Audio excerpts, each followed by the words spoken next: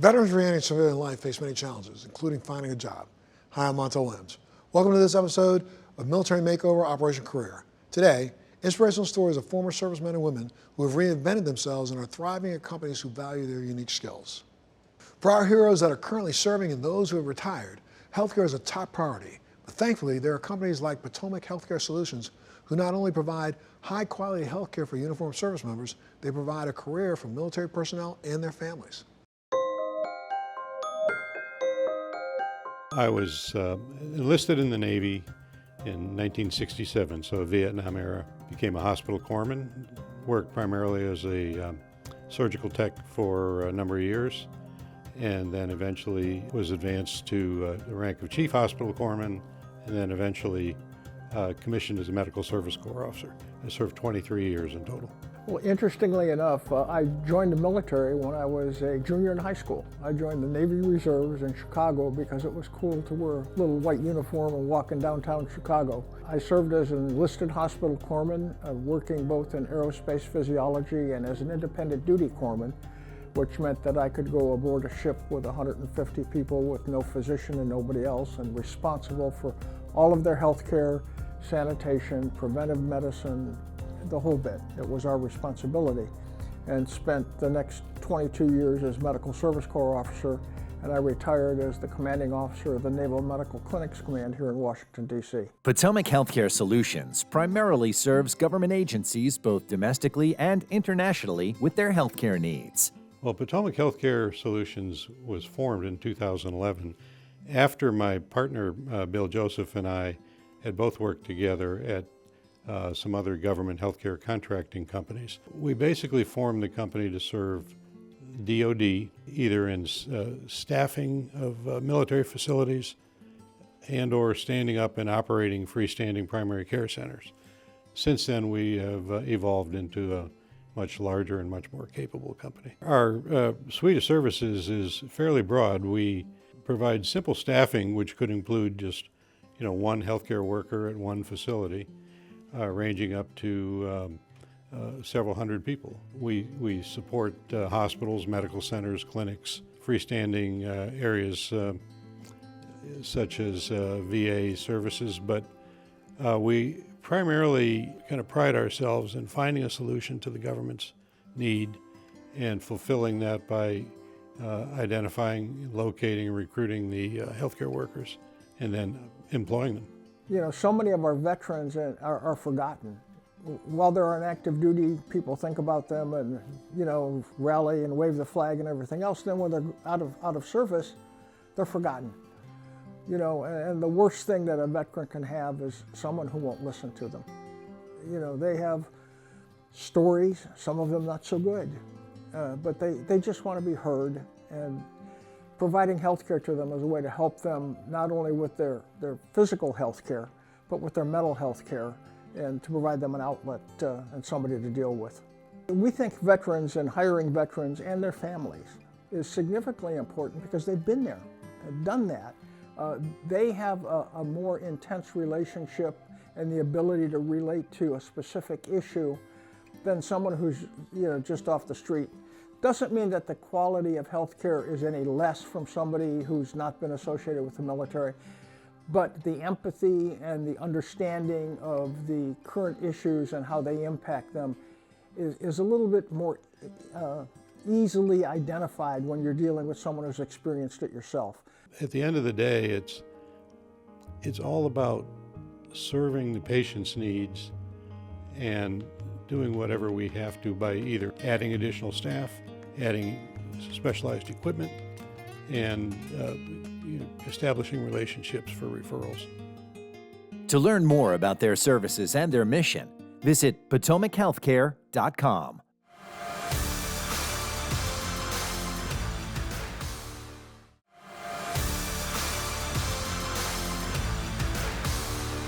Grainger is known for providing supplies and solutions for every industry to help organizations maintain safe and productive operations. Grainger is proud to support veterans, active military members, and their families.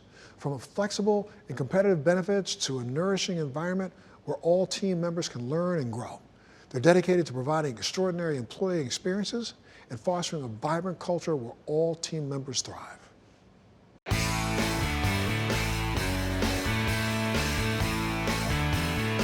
I'm Nancy Berardinelli-Krantz. I'm the Chief Legal Officer at Grainger, and I served in the U.S. Army Judge Advocate General's Corps. So I served in the Army on active duty for several years. I had the opportunity to serve in a number of different places, from Fort Hood, Texas, to Washington, D.C., to Baghdad, Iraq. Being a lawyer in the Army was a really unique experience and gave me the opportunity to represent not only our United States military, but soldiers and their family members.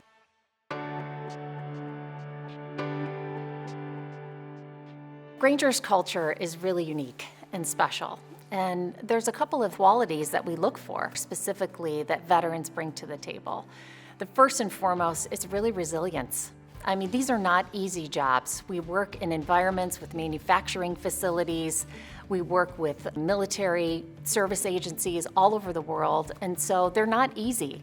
And so we're going to be looking for someone that in the moment, right, can do that job under the most austere of conditions, and that's going to be really tough and demanding.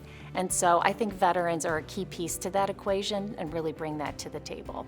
We talk about leadership all of the time, and of course the military actually trains you to be a leader in spades and putting you through all of these exercises that makes you a stronger leader. But I think more important than that is also knowing how to follow. And so a key piece of that is knowing when to have buy-in when decisions are made and go and execute. Veterans know how to do that, right? We learn that in the military, and it's not just saluting and go, right? It's about buying into the decision and understanding that's what's best for the team.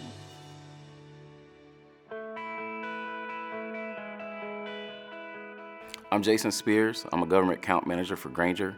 I served 20 years in the Marine Corps from 1996 to 2016, and I was a communications chief. Combat's unpredictable.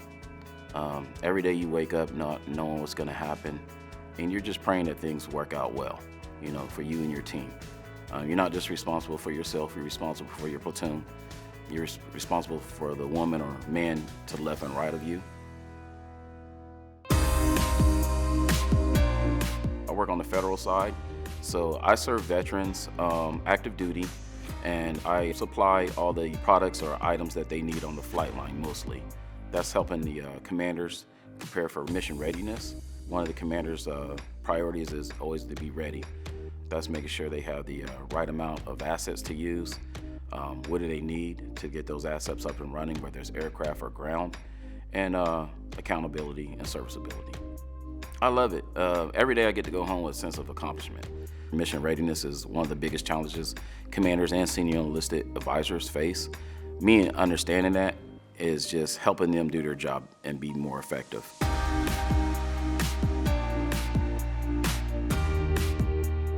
I would say Grainger allows the opportunity to embrace curiosity, to understand the mission that the commanders are going through, and to be able to provide the solutions. My cheat code is I've been there. So I already know their challenges, just knowing the assets they have available and what can I do to make sure that those assets stay ready. I want to help veterans, I want to serve veterans, and I think that was the best part of the job, knowing that Grainger is veteran friendly and they're actually embedded serving the community of veterans every day.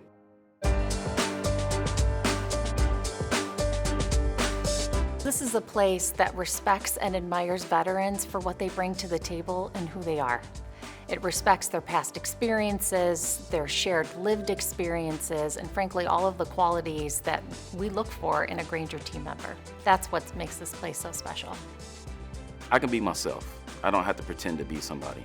I'm still Jason Spears, the Marine. It's embedded in me, and I get to come to work as a Marine. My customers, they know I'm retired military, and I think the best thing about Grainger is you can be yourself. You don't have to be somebody that you don't want to be.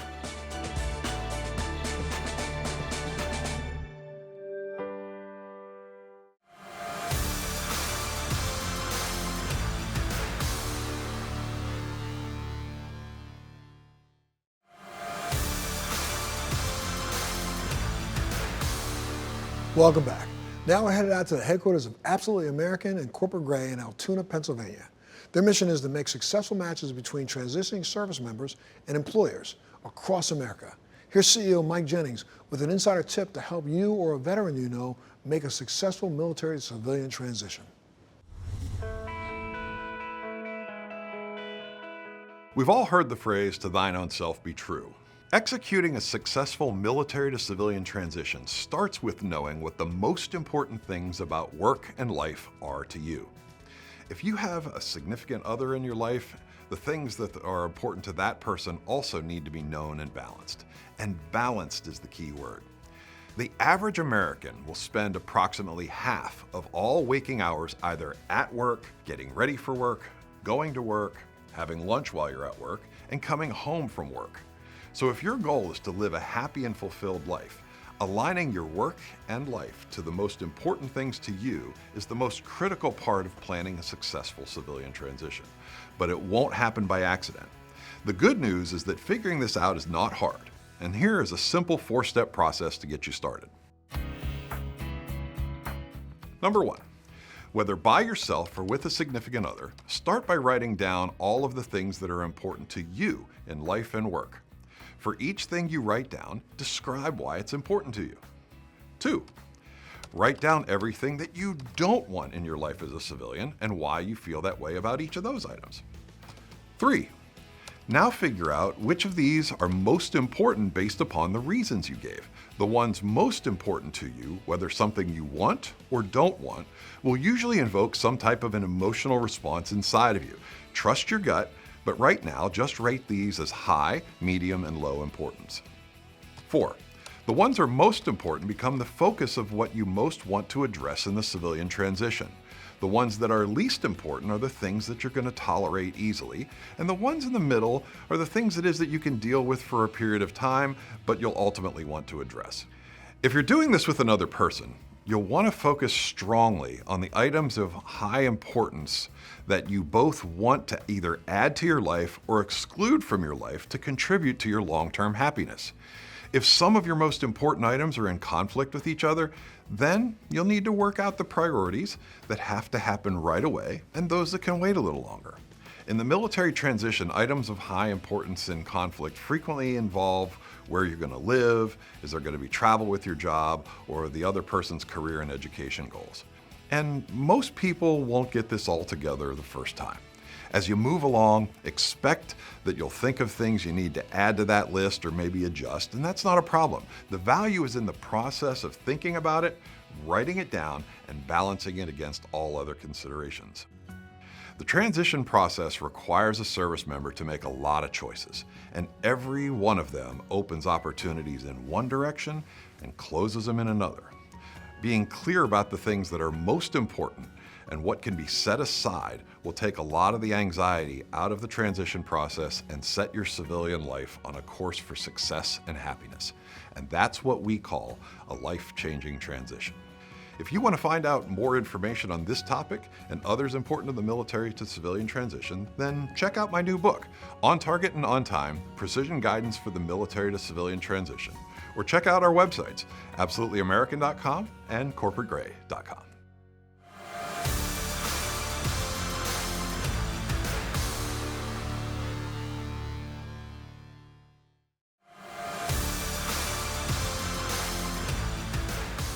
The U.S. military is the finest employment training program in the world. It teaches determination, leadership, teamwork, focus, and an unmatched dedication to a greater good. Nowhere are these skills more crucial than in managing our incarcerated population, some of whom are United States military veterans. Today, there are approximately 1.2 million state and federal offenders serving time in the United States. While many have access to rehabilitation programs during their incarceration, the plight of offenders who are also veterans can be uniquely challenging, as we learned at Missouri Department of Corrections. But their innovative initiatives are changing lives and restoring hope. My name is Rusty Ratliff. I'm the warden at Mobley Correctional Center. I'm Carla Williams, and I am a lieutenant here at Algo Correctional Center. My name is Albin Narvaez. I am the Deputy Warden of Offender Management here at the Jefferson City Correctional Center. Today on Military Makeover, we came to Missouri's Algoa Correction Center and the Jefferson City Correctional Center to witness firsthand the transformative and innovative programs offered to offenders. Equally impressive are the employees tasked with implementing those initiatives, many of whom are veterans. I have a good team of supervisors and administrators who work with me, and we make sure we all have the same vision and the same goals, and we work in that direction, and I trust a lot of my team to help carry that out. I've been here for almost 5 years. So most of the residents here, they all know who I am. They know what I'm about, because here we try to prepare them to go home, go back out to the community, to be people's neighbors, and go back to what we consider our normal life. We start to give them programs and prepare them to get back into society. I want them to feel that there's more out there for them besides the confines of the facility. And I think overall, when you make the place safer for staff and offender, I mean, you're gonna have good results out there, a more peaceful community. When you treat them bad, you're gonna get bad back. Our mission with the Missouri Department of Corrections is preparing our residents to return to society. And I've been involved in a lot of programming in my career that has been able to help us with that, and been very rewarding. And probably some of the most rewarding things is when I get feedback from some of our former residents. They're out and being successful on the streets and doing well from opportunities they got in the department. This is the place that you want to be in preparation for going home, because it's about personal responsibility. And I saw it as a great opportunity, but I believe it's the staff who helps us succeed. They've set the bar so high, it sets the foundation in here for when I get outside. One of Warden Ratliff's more innovative approaches to rehabilitation is the Missouri Veterans Program. So the Missouri Veterans Program is something that had a unique opportunity to be involved in from the start. I was asked to be part of kind of forming this Veterans Program and what it would look like. Currently, that program is still active. We have 66 beds. They're full with a waiting list of veterans, incarcerated veterans, to be part of, and we've helped our veterans a lot with that program.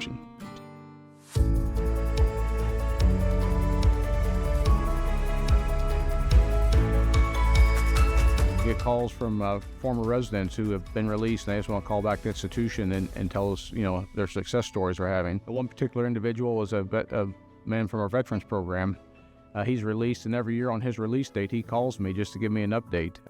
I challenge all of our residents when they're released to give me an update, and he faithfully every year on his release date calls and updates me on how he's doing. He's doing well.